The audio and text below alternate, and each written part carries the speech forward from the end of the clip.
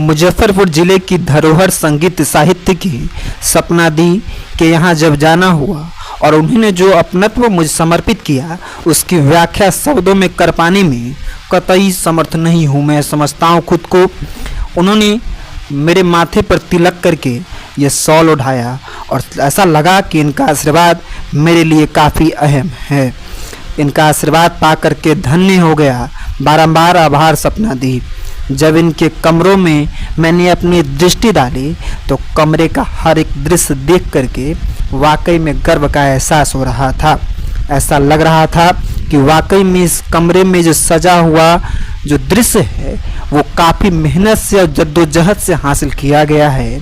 और जब कोई भक्त जब माँ सरस्वती के श्री चरणों में पूरी ईमानदारी पूर्वक जब कहीं न कहीं कर्म करता है, जब श्री चरणों में जब भगवान को सदा समर्पित करता है, तो कुछ इसी प्रकार का दृश्य आता है। सपना दी को जो यह सम्मान सब प्राप्त हो रखा है, इस सम्मान को देख करके मेरे हृदय में भी आनंद का संचार हो रहा था कि धन्य हूँ मैं कि मेरे साथ इनका रिश्ता है भाई और बहन का। मुझे अपनी दीदी पर गर्व का एहसास हो रहा था जब मैं उनके साथ बातचीत कर रहा था। बातचीत करने के क्रम में उन्होंने बार बार मेरा हौसला अफजाई भी किया, तो ऐसा लगा उनके साथ बातें करके कि वाकई में इनके साथ जो रिश्ता है वो रिश्ता आजकल खून के साथ हमारा जिनका संबंध होता है उनके साथ भी हमारा वो संबंध नहीं होता है।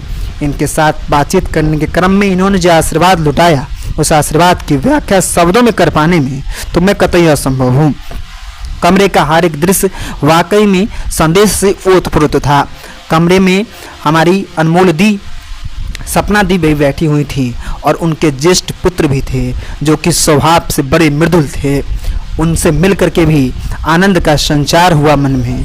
तो वाकई में उनके साथ जो मेरी मुलाकात 9 अप्रैल को हुई, तो वाकई में यह मेरे स्मृति पटल पर सदा के लिए तारीख अंकित हो गई। द्वार तक हमारी दी ने हमें छोड़ने भी आया और छोड़ करके इसने आशीष रूप में मंगल आशीर्वाद दिया।